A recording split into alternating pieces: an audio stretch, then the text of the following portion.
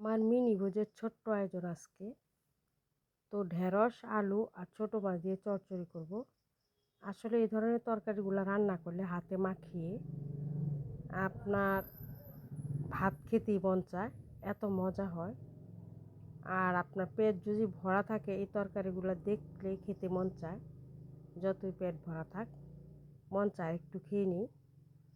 তো ওই মাছ আলু দিয়ে পেঁয়াজ কুচি, কাঁচা লঙ্কা কুচি, হলুদের গুঁড়া, মরিচের গুঁড়া, ধনিয়ার গুঁড়া, জিরার গুঁড়া দিয়ে স্বাদ মতো লবণ, তারপর রান্নার তেল দিয়ে ভালো করে একটু মাখিয়ে নেব আমি সুন্দর করে।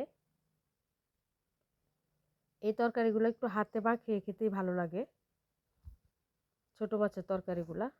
তো ভালো করে মাখিয়ে তারপর এটাতে আমি ঢেঁড়স দিয়ে দিব।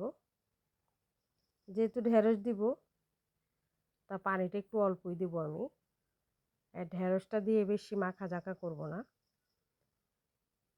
পানি দিয়ে বসিয়ে দেব। এই যে ঢেঁড়সটা দিয়ে একটু মাখা জাখা করে বসিয়ে দিচ্ছি।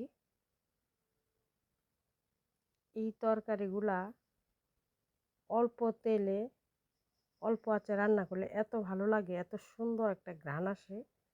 এই যে আমার তরকারি মাখা জাখা শেষ, পানি দিয়ে চুলায় বসিয়ে দিয়েছি, বেশি সময় লাগবে না তরকারিটা হতে। এই তরকারিটা আপনি গরম গরম ভাত দিয়ে খাবেন, এত ভালো লাগে খেতে। ওই যে বললাম পেট ভরা থাকলো মন চা আর একটু খাই। এই যে আমার রান্না শেষ। আজ এ পর্যন্ত, আল্লাহ হাফেজ।